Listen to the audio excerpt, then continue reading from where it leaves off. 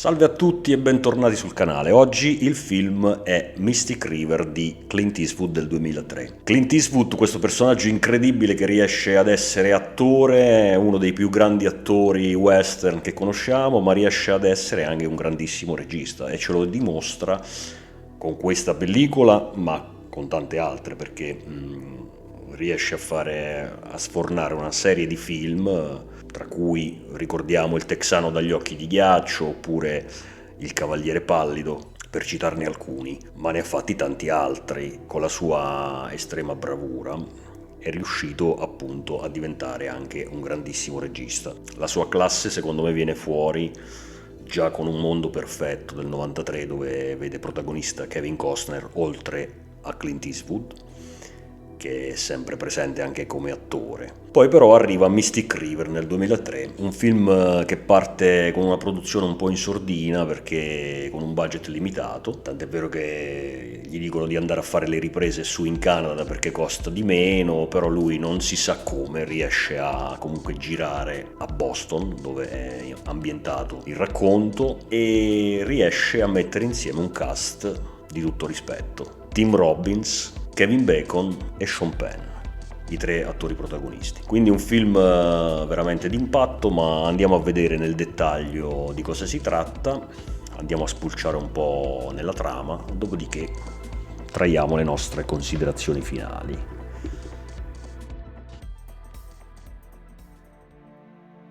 Ambientato a Boston nel 1975, dove è stato girato e dove passa appunto il fiume Mystic, il film inizialmente ci narra di tre ragazzini, amici del quartiere, che giocano felici. Uno di loro però, Dave, interpretato da Tim Robbins, viene fatto salire su un'auto da due uomini sconosciuti e portato via per giorni. Da un'inquadratura sull'anello di uno dei due rapitori si percepisce che quest'ultimo appartenga al clero. Da allora la storia si proietta in avanti di 25 anni. Qui Jimmy, Sean Penn, perde la figlia Katie in un tragico omicidio. Il ritrovamento del cadavere in auto, con la scena della disperazione di Jimmy nei primi minuti del film, già vale da sola il premio Oscar che poi in effetti Sean Penn vince. A seguire il caso dell'omicidio è Sean Kevin Bacon, un poliziotto che viveva nel quartiere insieme a Jimmy e a Dave.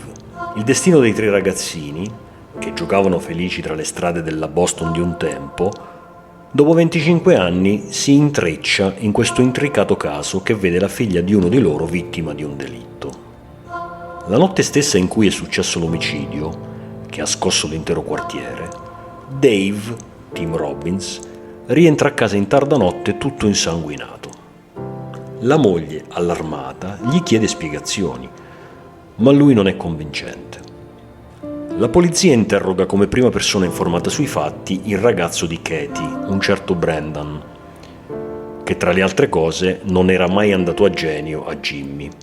Il ragazzo però ha un alibi e non può essere l'assassino, così viene scagionato. Con l'andare avanti delle indagini però, grazie anche ai sospetti e alle ansie che nutre la moglie di Dave, si pensa sempre di più che questi sia coinvolto nell'omicidio. Dave dopo quella notte cambia e diventa taciturno. Il suo comportamento strano porta Jimmy a sospettare fermamente di lui. Jimmy ha fatto strada nella malavita di Boston e insieme ai suoi scagnozzi invita Dave per farlo ubriacare ed estorcergli finalmente la verità.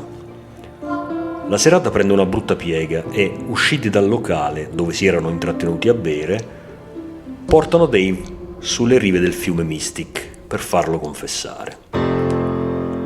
Dave grida la sua innocenza.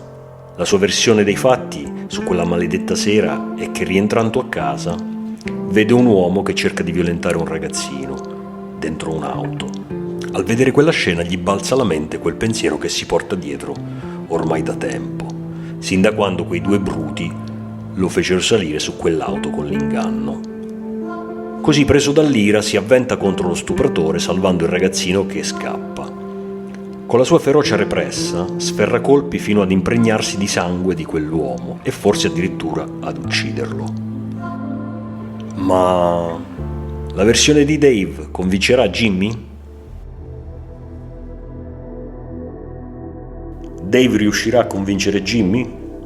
Bisogna guardare il film. Vi invito ad andare a reperire e a guardare, se non l'avete già fatto, perché è un film che merita, imperdibile, pluripremiato e meritatamente ovviamente. Oscar come migliore attore protagonista a Sean Penn, Oscar come migliore attore non protagonista a Tim Robbins. Poi ovviamente c'è un susseguirsi di premi nei vari festival, eccetera. Quindi film davvero importante per il cinema mondiale. Il racconto è tratto da un libro che si intitola La morte non dimentica di Dennis Lehane, che tra le altre cose fa anche un piccolo cameo alla fine del film. Quando c'è la parata finale lui si intravede passare seduto su una decappottabile per un secondo. Piccola curiosità. Se vi è piaciuta questa video recensione vi invito a iscrivervi al canale e a cliccare sulla campanella per rimanere sempre aggiornati sui prossimi video. Volevo ricordarvi che questa video recensione la trovate anche scritta sul blog cultmovieitalia.com come sempre. Un saluto, alla prossima! Check the mic and make sure it sound right, boys.